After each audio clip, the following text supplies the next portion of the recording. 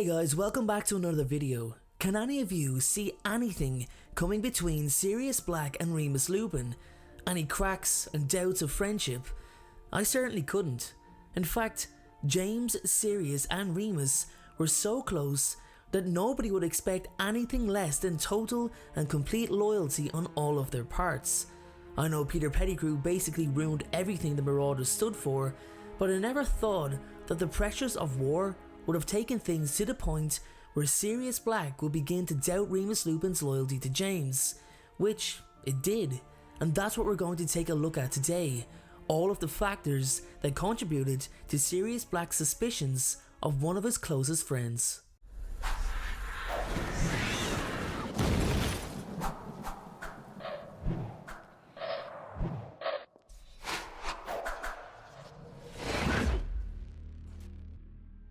So, let's get right into this video guys. I've been really looking forward to making this one for a long time.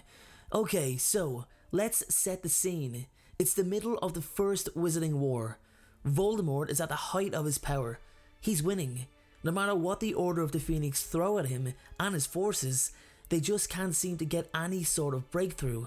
As a matter of fact, Albus Dumbledore is all too aware that defeat is basically staring him in the face. The prophecy is then foretold by Sybil Trelawney, and it gives hope to those who have heard it. Severus Snape overhears the majority of the prophecy, except the part that states neither can live while the other survives, and he informs Voldemort, who now begins an elusive hunt for this child. Snape, realizing what he's done by putting Lily Potter in harm's way, quickly informs Dumbledore that the Potters are in severe danger, and to hide them, as he knows all too well what his master is capable of. Now, something that I have to give Sirius credit for, along with James, Remus and even Peter, is that they know Voldemort is a different kind of dangerous. He will take no prisoners, he'll make no exceptions. This is a man who will go to any length necessary to achieve his goal. People were disappearing. Nobody would grace the streets. Diagon Alley became lifeless. Everyone was terrified. It truly was dark times. The worst part is, the Dark Lord was on the brink of winning.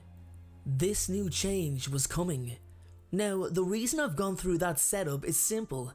It's so important for all of you to understand the mindset of so many people was warped, unstable, unsure.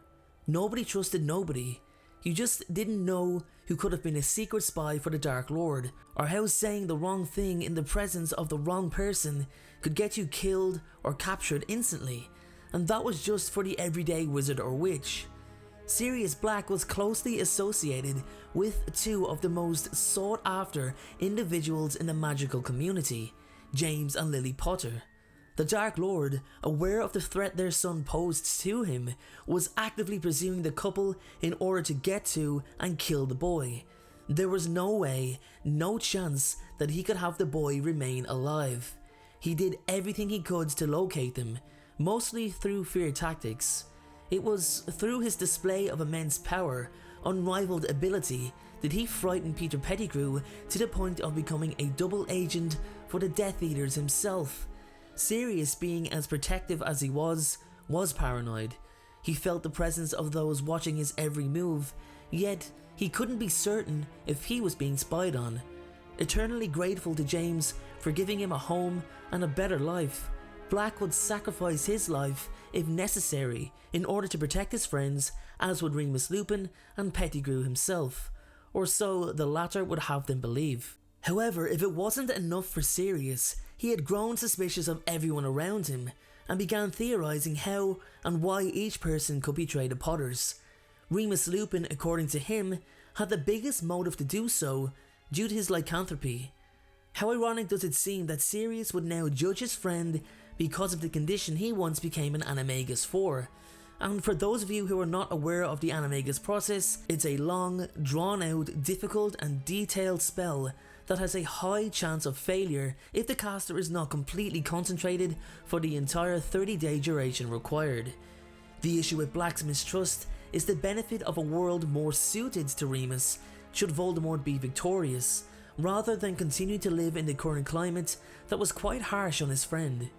The Dark Lord plans to liberate the wizarding world, create a pure-blooded society.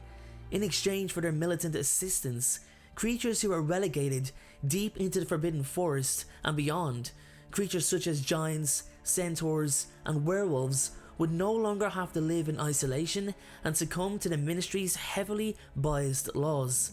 Werewolves in particular were severely mistreated. They were looked down upon, viewed as dangerous and a great threat, and those who identified themselves to the Ministry would be subject to close watch. In addition to that, more and more anti-werewolf legislations were being put in place, which made life extremely difficult for Remus, who at that point had not come forward publicly with his condition. James, knowing of his friend's hardships, insisted on giving him a monthly wage from his inheritance he received after his own parents' deaths, something which truly secured Remus's loyalty for life. Sirius, knowing what James had done for their friend, still failed to accept that even after such a gesture, Lupin could still switch sides. However, as I've said at the beginning of the video, the harsh nature of war can warp a person's mind, meaning even the most just and true men can still have their line of thought unsettled, and Sirius Black was no different. We've even seen this with Cornelius Fudge when his own paranoia caused him to question Albus Dumbledore, and fabricated in his mind that the headmaster plans to take the role of Minister of Magic at Fudge's expense. What many are unaware of is the fact that Fudge and Dumbledore were once very good friends. The minister highly respected his opinion and often wrote to him numerous times asking for advice on certain situations, especially in his early years as minister. The constant rumours of Voldemort's return led Cornelius down a paranoid and doubtful road that even seen him interfere with the ongoings at Hogwarts, trying to remove Harry Potter from public eye by having him expelled, and even attempting to have Dumbledore condemned to Azkaban. So it's no surprise to see even the most honourable men, such as Sirius Black, begin to doubt all those around him. Sirius even suggested withholding the knowledge of the decision to use the Fidelius charm altogether from Remus, never mind even considering to use him as a secret keeper. Instead, he overlooks the person who was giving the signs of his betrayal away. Nobody had ever considered Peter Pettigrew a threat, yet Sirius never questioned why he'd go missing for days on end, or how he'd state that the Dark Lord had a power beyond any measurable means, or how he looked increasingly uncomfortable and even failing to notice the look of guilt on his friend's face, something Lily Potter herself had even noticed when Peter visited them when they were in hiding. As we all know, Peter did betray his friends, the Potters were killed, and Sirius himself was framed for it, all because he ignored true loyalty with Remus over expected loyalty with Wormtail. Sometimes those we least expect are the ones who do the most damage, as they have more freedom than anyone else.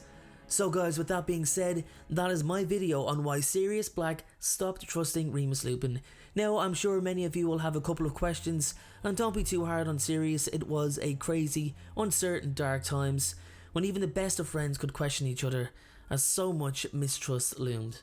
Thanks again guys, have a good one, I'll see you all in the next video. Thank you so much for watching, I truly appreciate your support.